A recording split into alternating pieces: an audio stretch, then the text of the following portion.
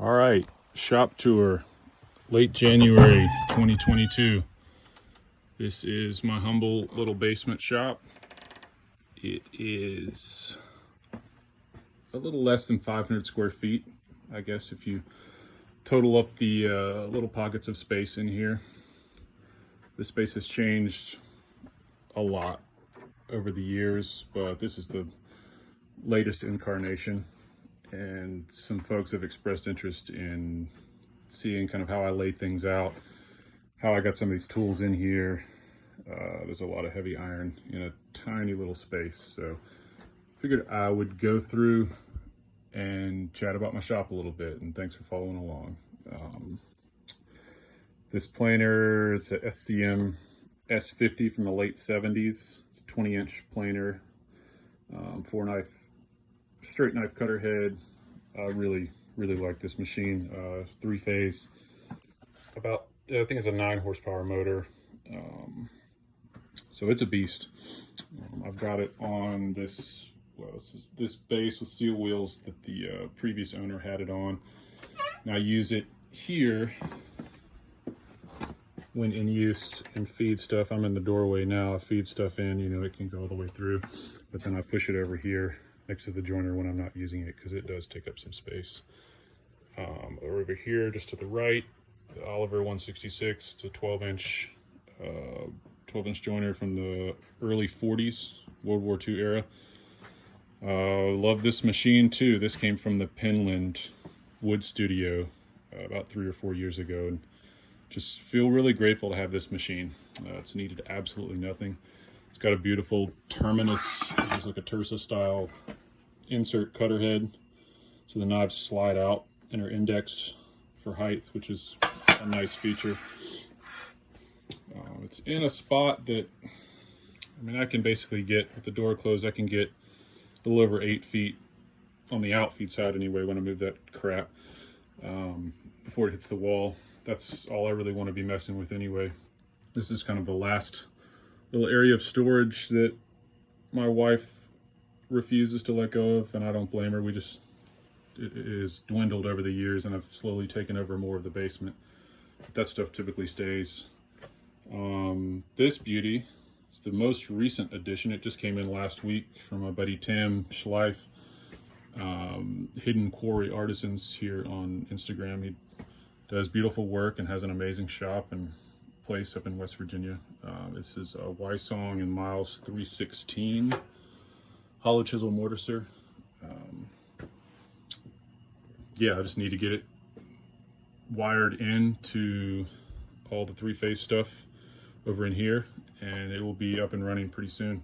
It's very exciting. I've been looking for a mortiser for, gosh, 3 years, 2 or 3 years at least, fairly seriously. Okay, moving over here, kind of right in the middle of the shop, is the sliding table saw.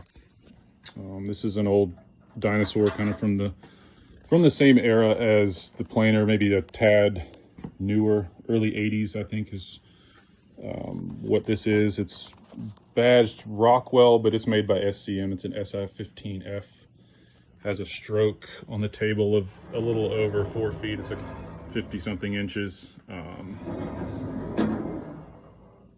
The crosscut auxiliary table's over here.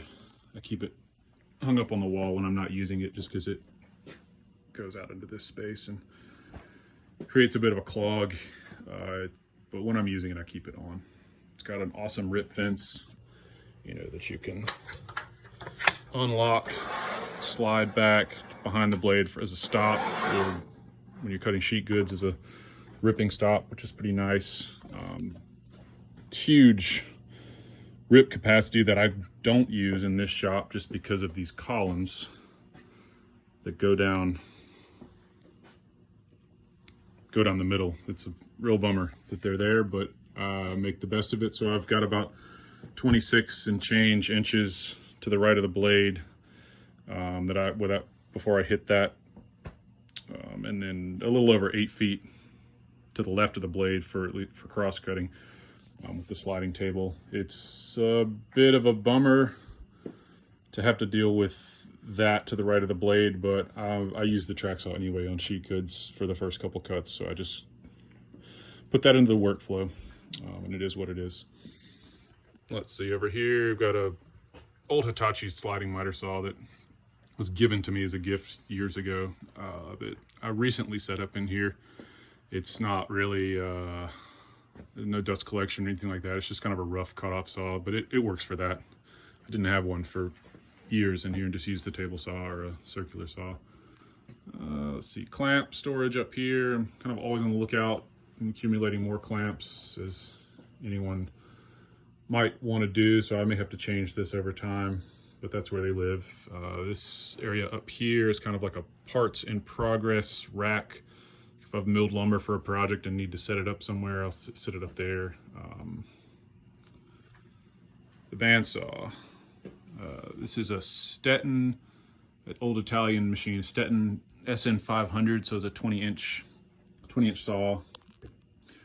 It's about, I think it's 13 inches of resaw. I put new Laguna ceramic guides on the top and bottom over the summer and replaced the tires, and got a nice Lennox carbide toothed blade, which, man, it's a beast.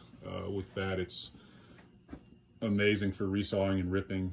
I don't do a whole lot of like contour type work, so I've put this blade on and set it up and haven't taken it off since last summer, which is really nice. But I do a lot of rough dimensioning on the bandsaw as opposed to ripping on the table saw, so that's nice. And there's a lot of infeed and outfeed room. I think the outfeed is a little bit less down there, but it's at least 12 feet. So if I need to rip something long, I've got it. Then just kind of a little auxiliary table here so that I'm not having to set up a roller stand or worry about stuff flipping when it goes off. And then my hand tool bench, it's got some kind of a current reworking project on there. But pretty simple, leg vise, hold fast, super sturdy Roubo style. It's white oak top with Douglas fir timbers on the base.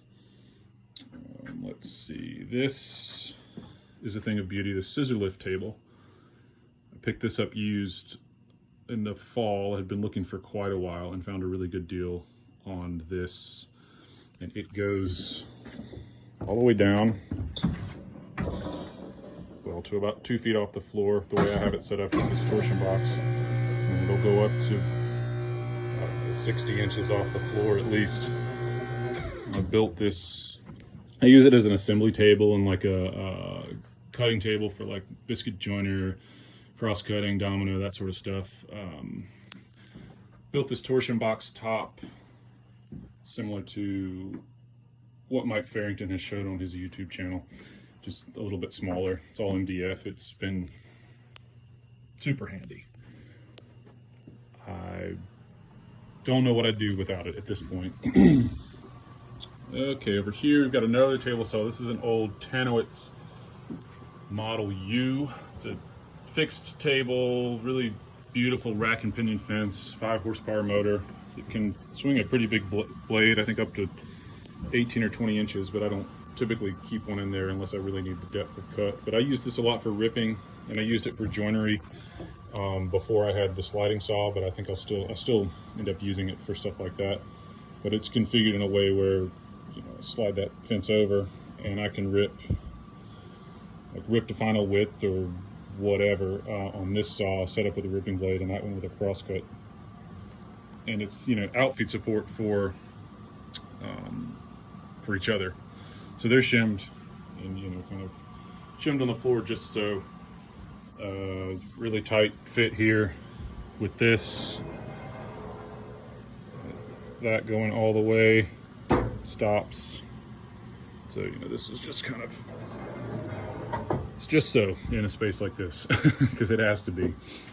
Let's see, there's some kind of lumber storage back in there. It's not really the best place, but it's what I've got. It's kind of at the back corner along with the dust collector.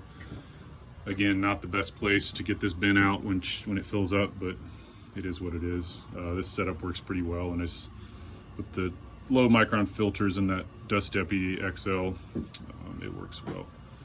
I'm gonna have to cut the video off and do another one.